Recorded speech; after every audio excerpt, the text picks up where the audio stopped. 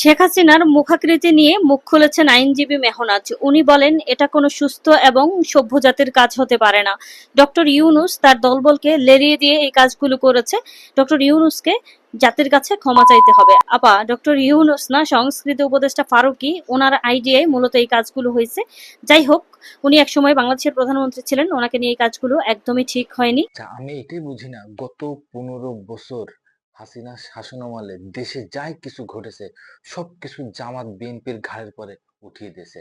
এখন যখন আওয়ামী লীগ ক্ষমতায় নেই, তখন দেশে যাই ঘটতেছে না কেন আওয়ামী লীগ নিজের ঘাড়ের পরে নিয়ে নিচ্ছে। এ কোন রাজনীতি রে বাবা? এ কোন খারাপ চিন্তাধারার রাজনীতি?